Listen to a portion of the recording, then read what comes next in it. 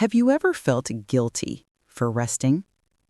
Like the moment you're not reading a self-help book, working on your goals, or becoming better, a voice inside whispers, "You're falling behind."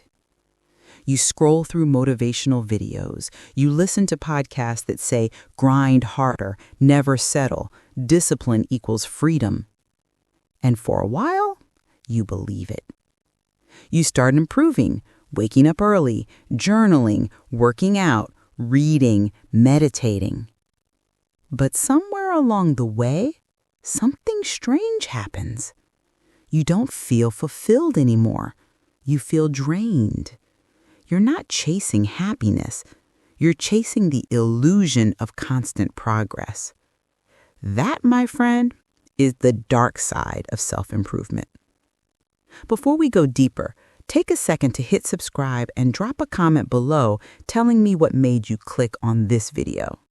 Because here, we don't just talk about life, we unpack it. Every week, I share conversations that challenge how we think, feel, and grow. Videos that don't just motivate you for 5 minutes, but make you see yourself differently.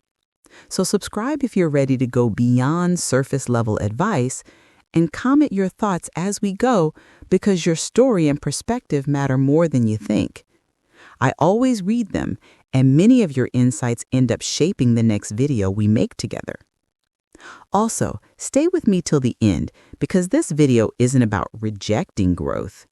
It's about reclaiming it. By the time you finish watching, you'll understand why your endless need to fix yourself might actually be the reason you never feel enough. And if you really want to take back control of your mind, check out my other video, How to Control Your Subconscious Mind, which controls you. The link is in the description.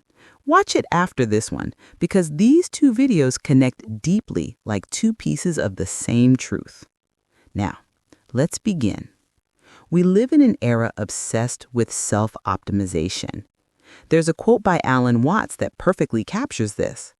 The reason you want to be better is the reason you aren't. Watts believed that the obsession with improvement comes from a deeper sense of inadequacy. We don't grow because we love ourselves.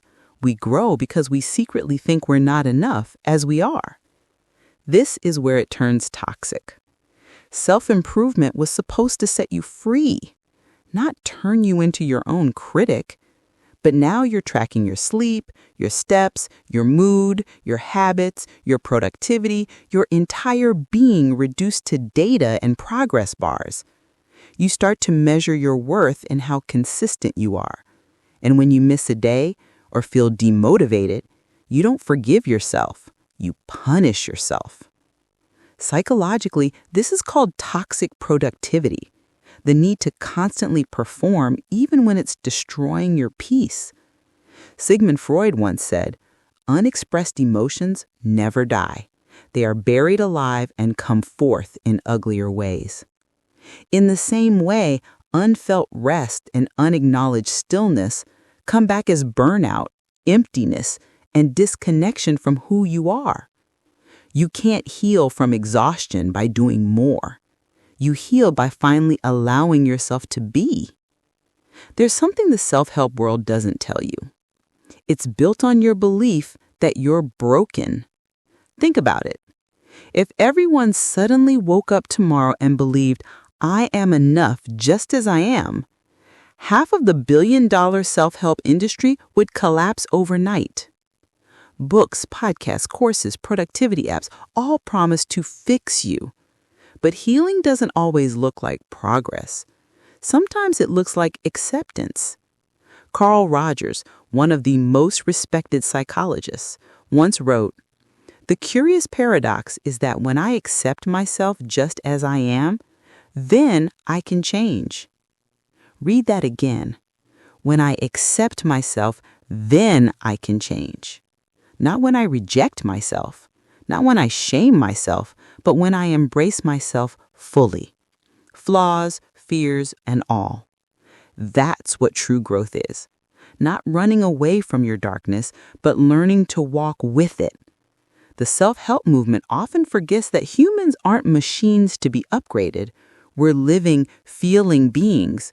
We break, we pause, we return. You don't need to constantly evolve to prove your worth. You can simply exist, and that's still beautiful. So why do we fall into this trap? Because our brain is wired for comparison. Social media turned self-improvement into a competition. Who reads more books? Who meditates longer? Who wakes up earlier? It's not growth anymore. It's performance. Dopamine, the brain's reward chemical, spikes when we achieve or level up. But the more we chase it, the more we need it. Just like any addiction, the baseline keeps shifting. You finish one book and you instantly feel you need another. You build one habit and you're already planning 10 more. You can't stop because you fear being ordinary. Philosopher Friedrich Nietzsche once warned, "Be careful when fighting monsters, lest you become one." In your war against your flaws, you can become your own enemy, demanding perfection, expecting constant evolution. But tell me, what's the point of all this progress if you never feel peace? If you've been pushing yourself endlessly and still feel unsatisfied, maybe you don't need another goal. Maybe you need a pause. True growth doesn't scream. It whispers in the quiet moments when you choose kindness over criticism, presence over perfection, peace over pressure. Real growth isn't dramatic. It's subtle, steady, silent. You know what it looks like?